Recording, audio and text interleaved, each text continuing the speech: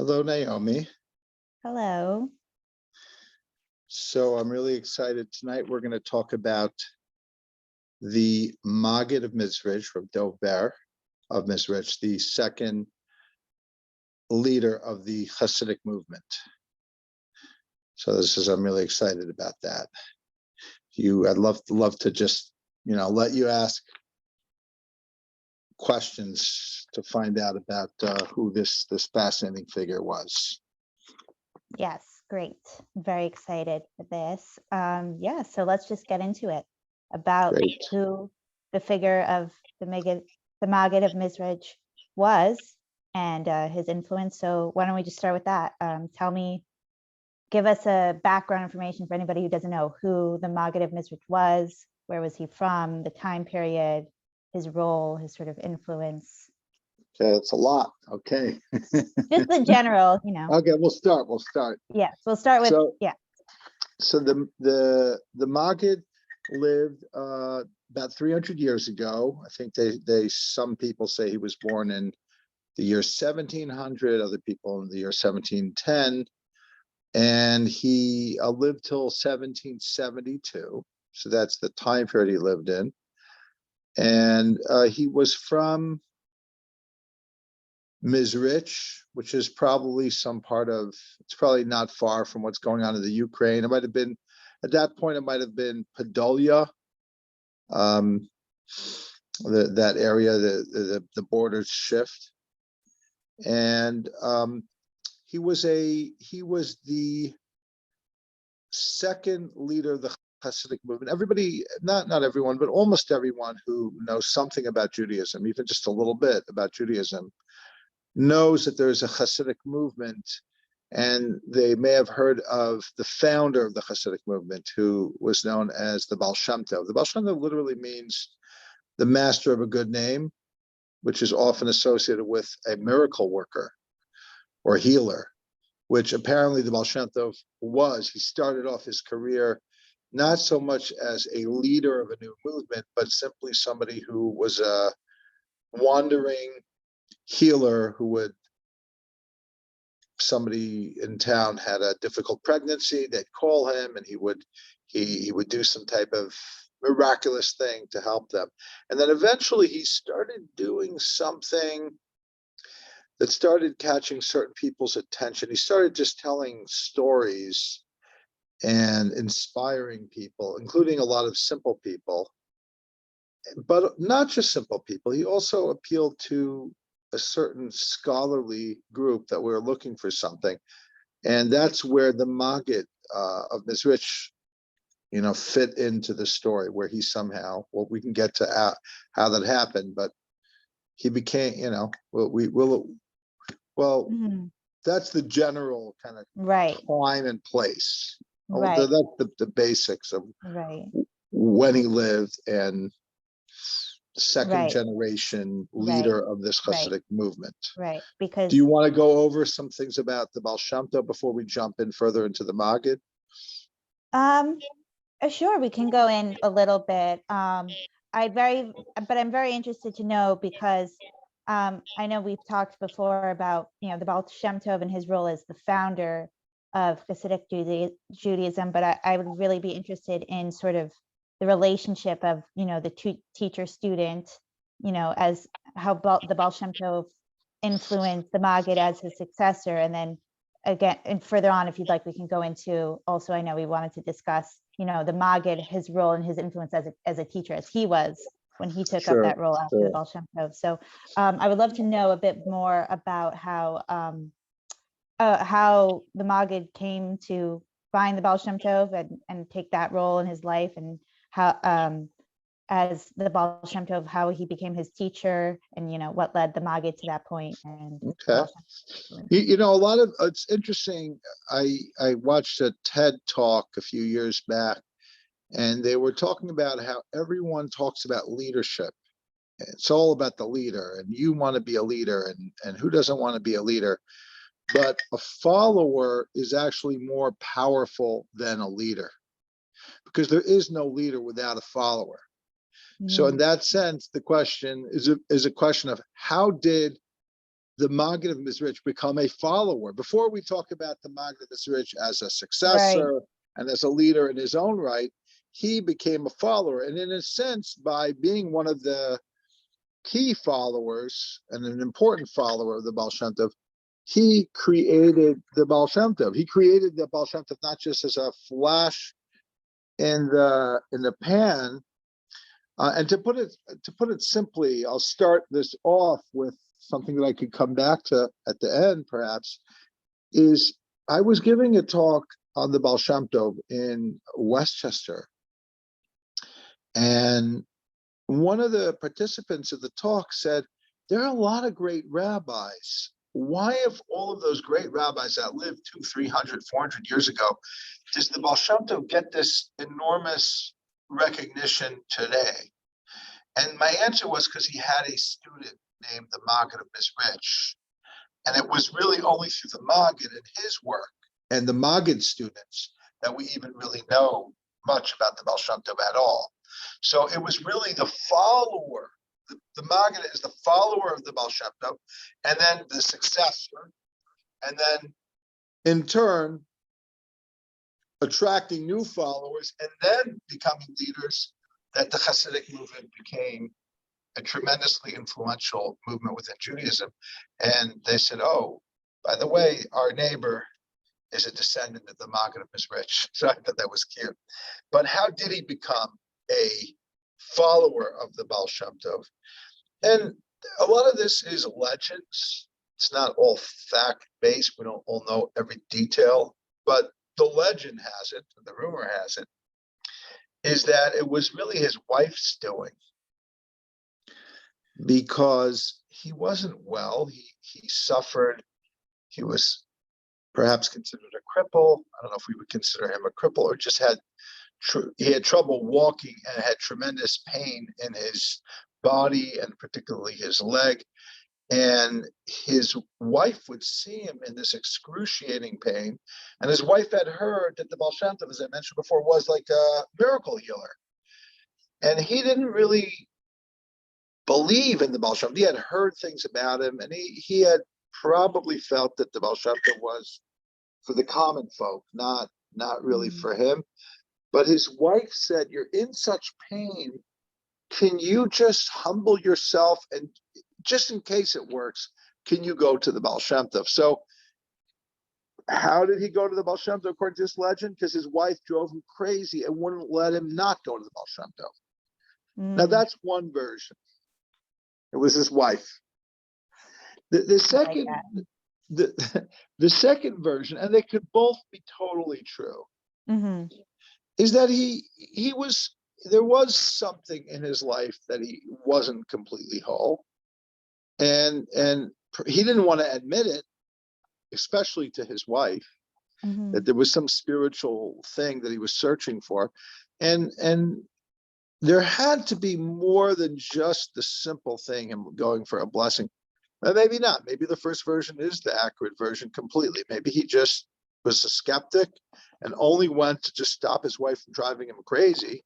And then everything happened because he was impressed with Baal Shem. Whichever way you read the story. So the second version, there was, something that he was looking for, that he sensed, that drove him to seek out the Baal Shem Tov, just to see, what it is. Yeah, well, I'd say the second version always incorporates somewhat of the first. That everyone agrees that there was some physical ailment that was a big part, if not the sole reason, was a big part of his reason for visiting the Baal Shem Tov initially, at least.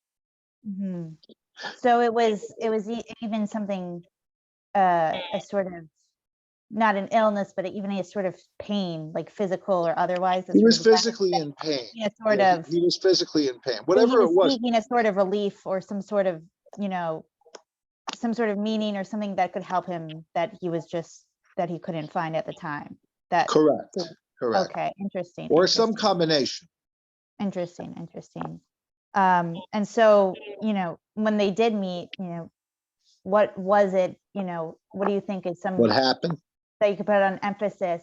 Yes, what happened, and what is it that, ultimately sort of, whether it was the first version that, the Magid came in with a bit more skeptically about it, or the second version, what is it that sort of made an impression and really drew him into the Baal Shem Tov's sort of ideology and philosophy when they did meet?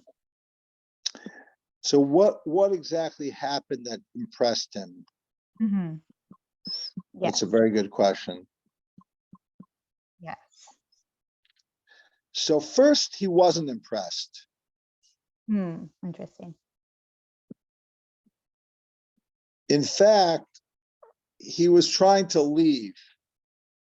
Mm-hmm. And why was he trying to leave? Because he thought that the Baal Shem Tov was telling a lot of stories about horses. Because the Baal Shem Tov liked to speak in parables.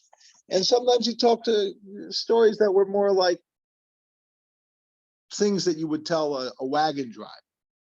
Mm-hmm. So he didn't get the Baal Shem Tov. And in fact, back then, they would only travel at night when there was a full moon, because the full moon was the equivalent of having like a street lamp over you.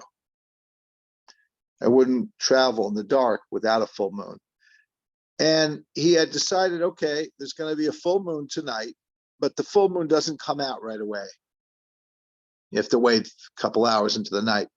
So the custom is, if you're visiting a rabbi, you go and say goodbye to him. You don't just leave without telling him. Even till today, there are many chassidim, when they go to see a Rebbe for a week or so, the last day that they're there, they'll show up just even as the Rebbe is walking by to the minyan, and they'll say, oh, we're leaving today. You know, it was great to be here.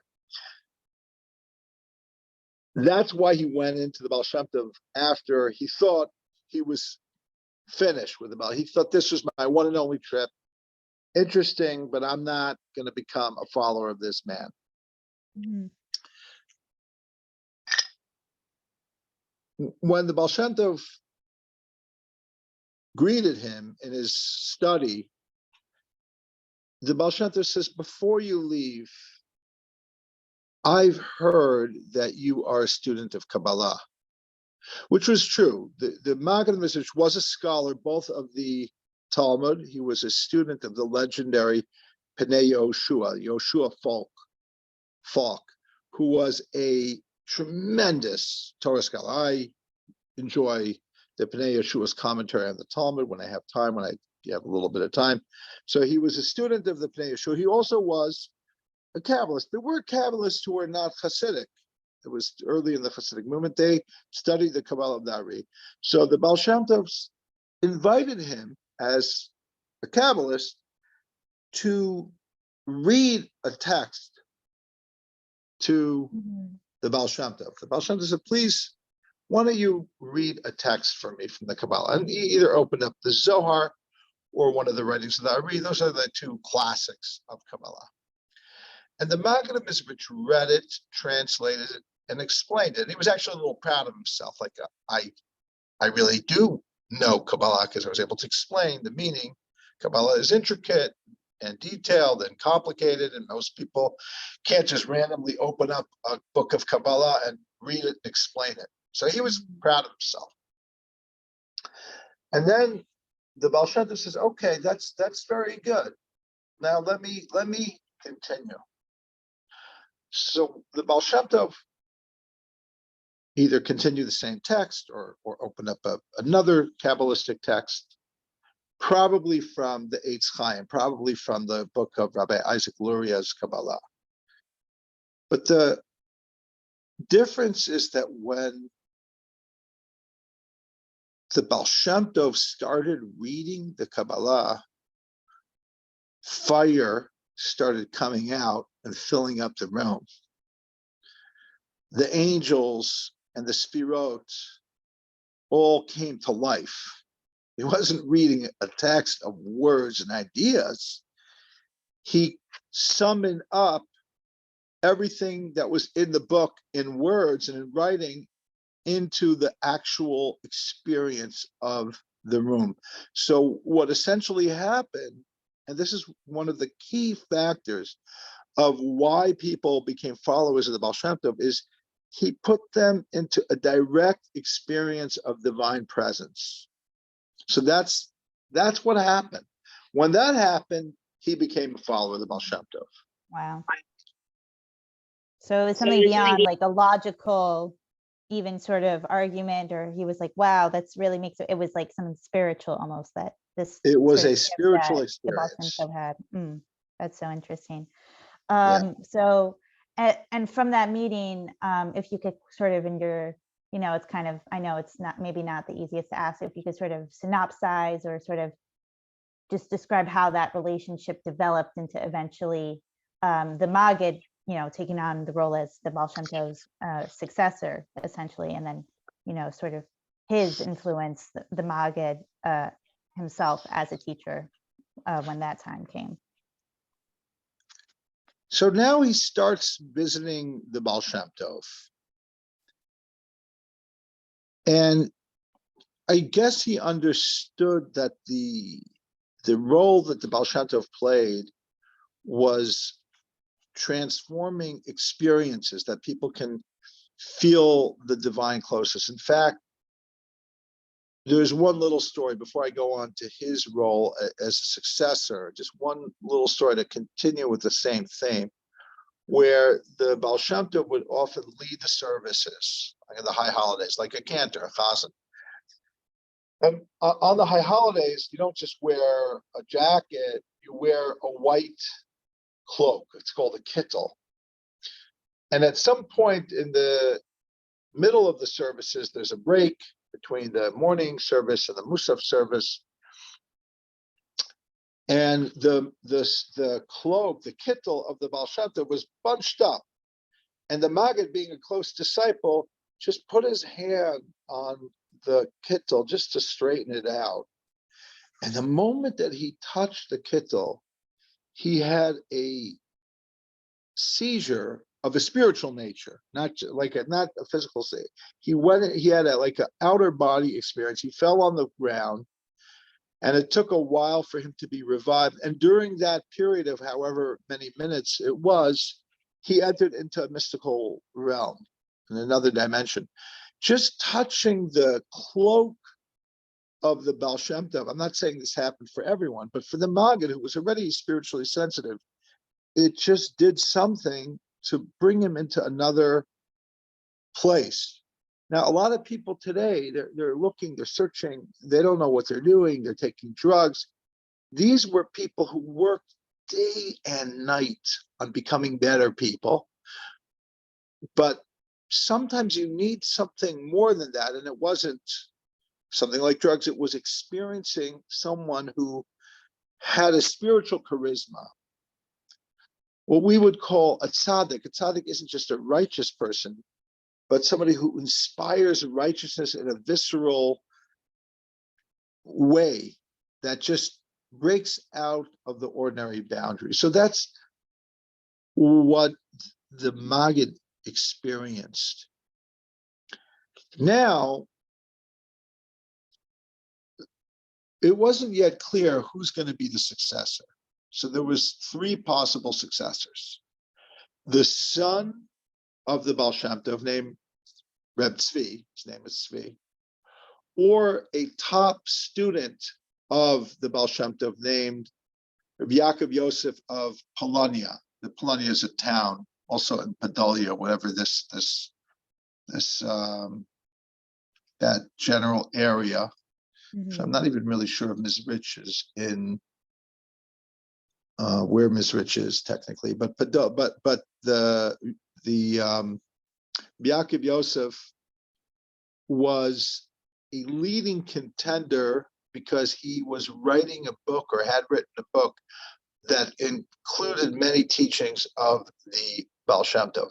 The problem is that it seems like the son didn't really want the job. He took it for a year, and then he said, it's not for me. Now, I don't really know what that means, or if that's even the truth, but it does sound like the other rabbi did want the job. So there was some competition, for lack of a better word, for the job, But the overwhelming consensus of many great followers of the Baal Shem Tov was that the Magid was better suited for the job. So let me tell you a couple stories of why that might be. One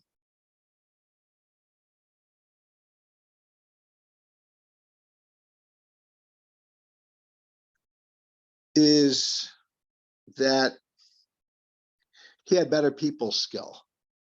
Very simple. He knew how to work with others. The Magid did. The Magid, yeah. It was more personal Yeah. people. Mm-hmm. Yeah. The other rabbi, his competition, Rabbi Yaakov Yosef, was more intense. So that might have been something that people were not able to get their hands around. So that's one of the reasons. There are other reasons as well.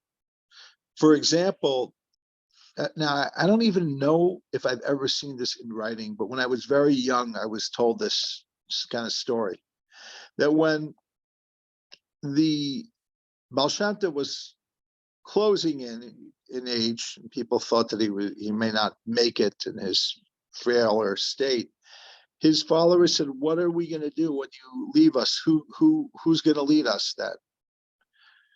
So the Baal Shem Tov responded, "When I'm not here, ask the person that you think should lead me, how do you overcome your ego? Listen to what they have to say. Mm-hmm. And if they have an answer of how you overcome your ego, that's not going to be my successor." Somebody who would not have the ego to think they know the answer. Is that it, or? Well, yes, and because the ego is something that's really hard to overcome in any one glib answer. Mm-hmm. So that's what happened. He passed away, and according to this version, these disciples who had been there went around asking any potential candidate, how do you overcome your ego? And many of them had answers, like, that's not the one. Mm-hmm. And when they came to the Maggid of Mizritch, he said, that's something you have to work on your whole life. It doesn't, it's not like you, it's not, of course you have to work on subduing your ego, but there's no one like magic pill you take. There's no one technique that you can use that's just going to get rid of your ego, and you'll just, you know, be in this post-ego state. Mm-hmm. So that's, it still doesn't fully exactly explain the succession. If there were, if there's so much that we don't know about the succession, probably because they didn't have the internet. Right. We would have had blogs posting. Right. Yeah. Right. But that's a powerful enough, I think, story that sort of, I guess, symbolizes, you know, an important factor that led to, that the Magid had, that led to him ultimately becoming the successor, I suppose, right? Some form of ability to connect with people. Yeah. Something that not everyone has that. You could be a scholar. The Toldos, that was the name of Yaakov Yosef, is called, his nickname was called the Toldos after the name of his book. He was a scholar, but he didn't have that ability to really connect with people the way the Mag was able to connect with people. Right. And the Magid, the Baal Shem Tov was all about traveling and going everywhere, to the point where there are stories where he would visit the most remote villages, not even villages, just a home in the forest surrounded by trees. And whatever happened there, he saved somebody. He needed to be saved by that someone for something he had done wrong 10 years earlier and not really fixed it. The Magid stays in one place and lets everyone come to him. He doesn't move. That foot never got better. He never got mobile, never was really able to travel. So he builds up his base, and somehow, I don't quite understand it, I don't understand it just from his writings. It was about the power of his personality. The great young minds, some had already met the Baal Shem Tov, many of them didn't, started traveling to study with the Magid. Some people who were in their own right, although they were younger than the Magid and his students, were already very accomplished, were already tremendous scholars in their own right, would have probably had some level of recognition, even had they not met the Magid. They would have been scholars of the Talmud or the Halacha, and they were in fact scholars of the Talmud Halacha even after they met the Magid. But he incorporated Chassidut into their curriculum, not just as a matter of study. We'll talk about what Chassidus is, what the Magid's contribution to Chassidus is, and what Chassidus is that existed after the Magid versus before the Magid. Yes, absolutely, and I think that's a great opportunity to veer into, the Magid, then his role and his legacy as a teacher, and the inspiration that it led to on his students. What they had, certain specific challenges, I'm sure, relating to, the time period where they lived and who they were, and, specifically, what they learned from the Magid as their teacher to, overcome that and sort of go into that a bit. And, ultimately how he inspired them, and sort of that, cycle continuing of his students, successing him and influencing the Hasidic movement. Yeah, so the Magid was a exemplary teacher, and let's start backwards. Let's start with what his end goal was. He saw the potential that his students weren't just ordinary students. He saw in each one of them a tremendous leader, a leader of thousands and tens of thousands. Even when he would start with them, he didn't talk to them like they're 20 years old or 23, 22 years old. He talked to them as if they were going to change the world. He believed in them. So that must have been his big power. He had what to start with, because he attracted the best and he made them even better. And the tests were going to be how to both give hope to downtrodden people, people who were poor, powerless often, oppressed not just by the local anti-Semites, but even, not to compare them, but even looked down upon by the scholarly rabbinic elite. The Hasidic movement is widely seen, accurately or not, as a response to three things. A response to the challenging times physically that the Jewish people lived, especially in the Pale of Settlement, just eking out a subsistence, living for many people, brutally oppressed, attacked.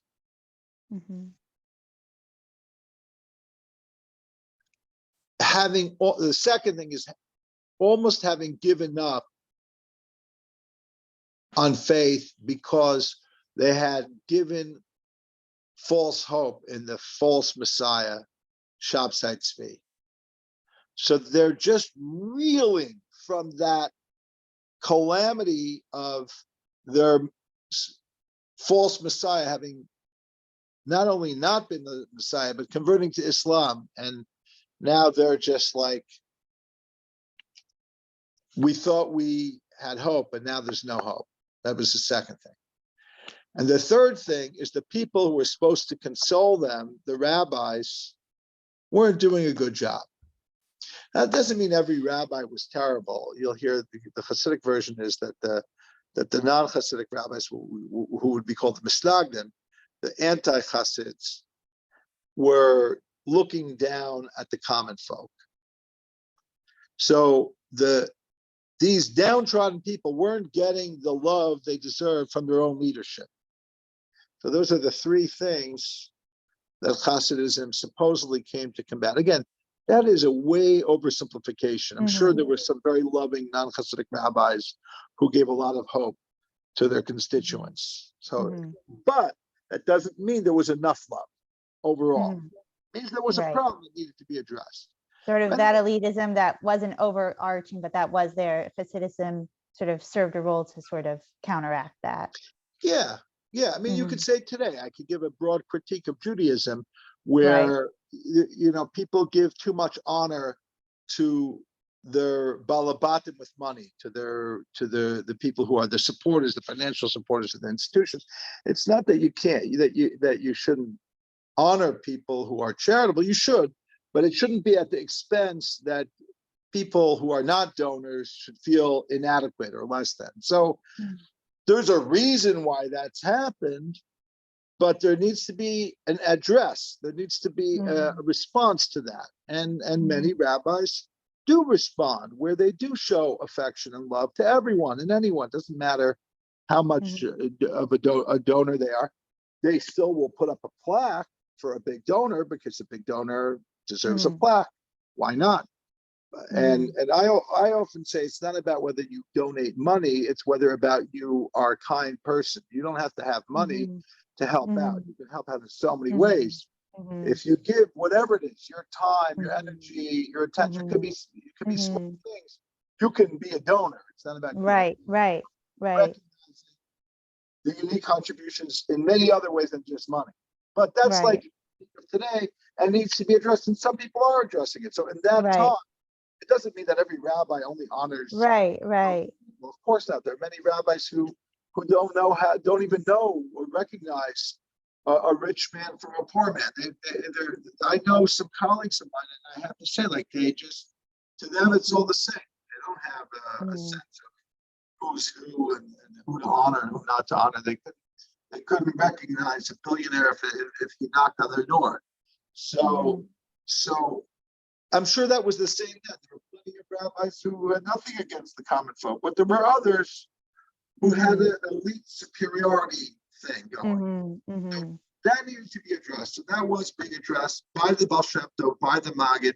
And now, in addition to those three things that they were doing, what they were doing to counteract that is they were creating more joyful service, a connection to God that you don't have to go through a scholar, but you could do it directly through your own prayer. That would quickly change by the third, fourth generation, where the Rebbe was paramount to connecting to God. But in the beginning of the Hasidic movement, it was a revolution in a personal connection to God, to be able to cleave to God through Torah and prayer.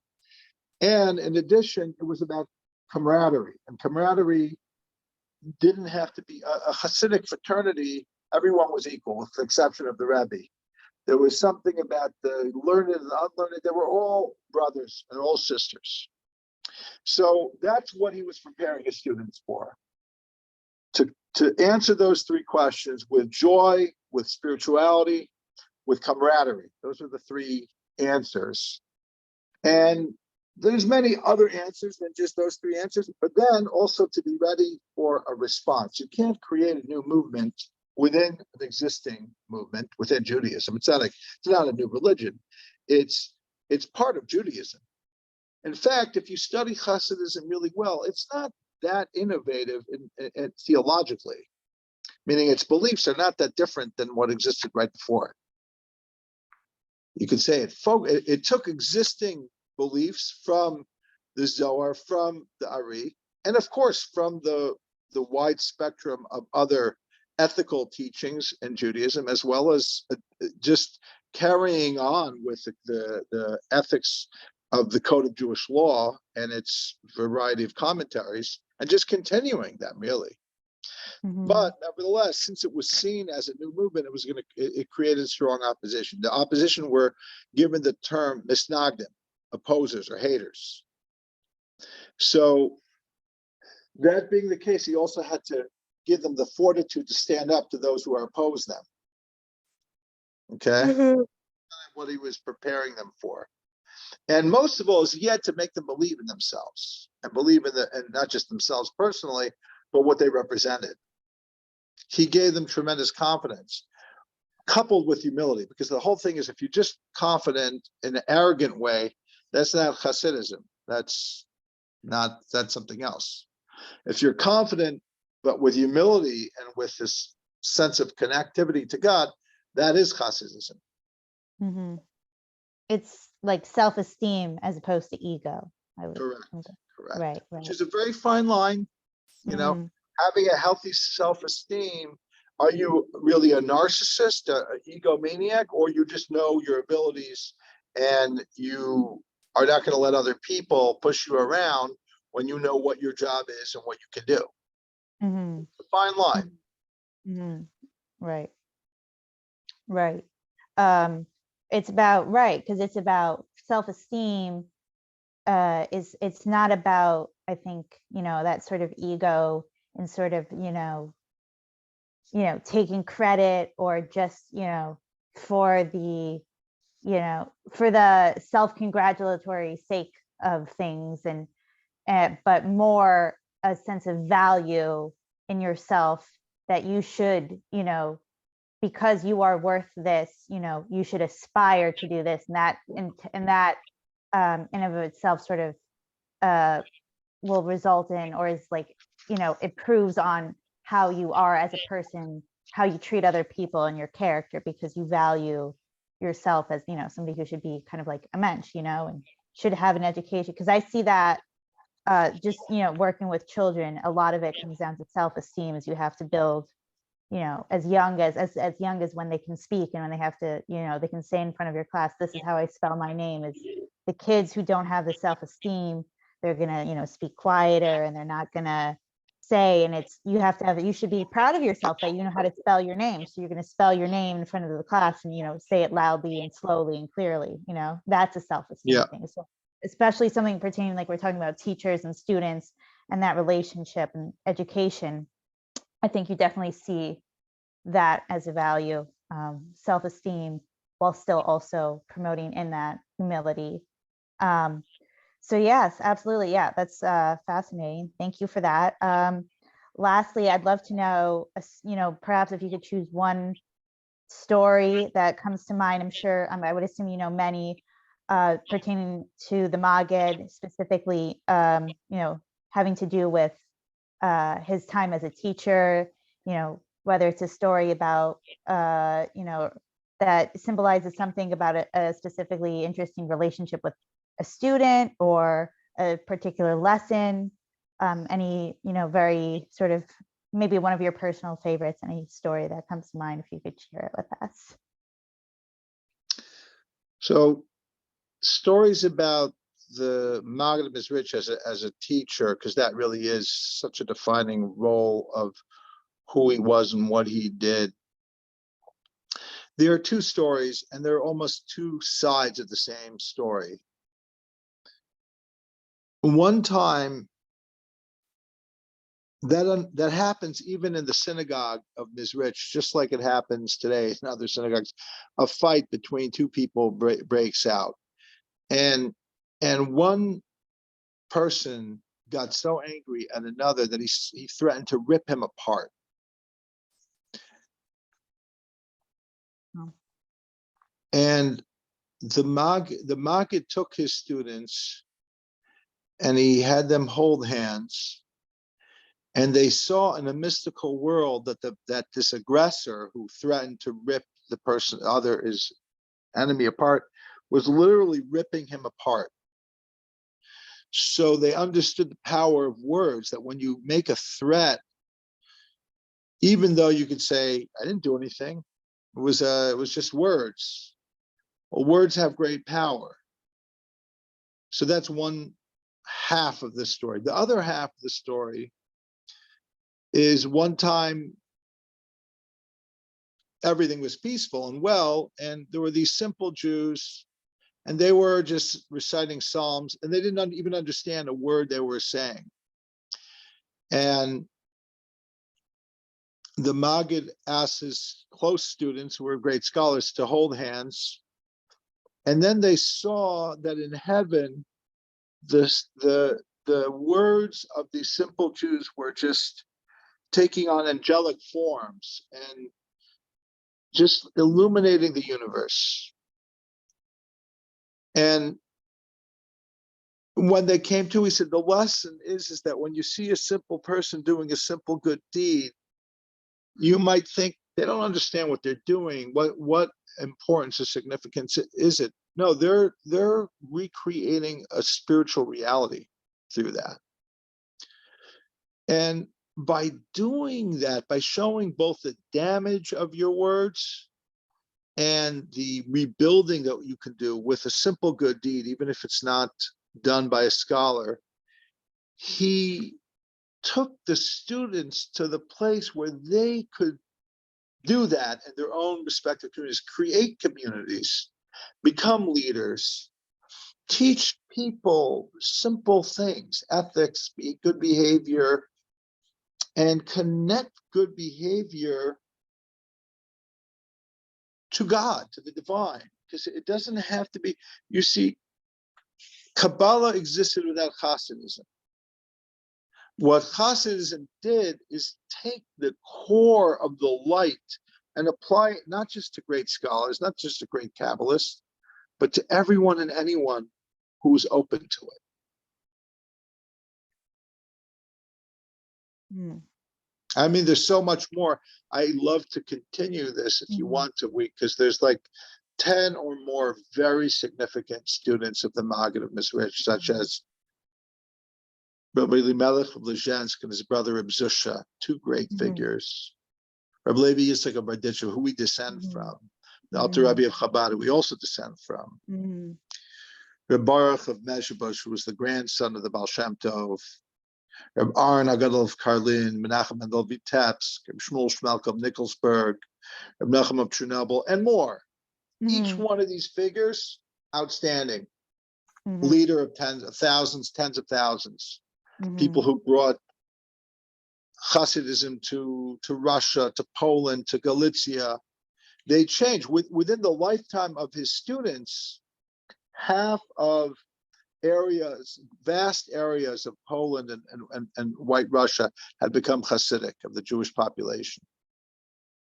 Who does that? There's no other teacher in that level period, of influence, or that's been able to do that. Yeah, that many people, that because you think about just that entire, not just Russia, which in of itself is huge, but that whole hundreds of thousands of people. Within just in one generation, maybe a million. Which isn't big numbers in the world. It's a minority in a country, so just that many of them, and it's such a huge. You can think of it. That's such a huge percentage of just Jews in that region. Correct. At that time, Yeah. Wow, that's incredible. So, if you're interested, we will continue next time with some of his students. Sure. Absolutely, yeah. I think that's a great idea. And thank you so much for sharing all of this, Tati. This is thank you, Naomi. I learned a lot. It's wonderful. I'm happy that we had this time to talk about the Magid, the great Magid. Okay, looking forward to the next time. Sounds good. Okay. Okay. Love you.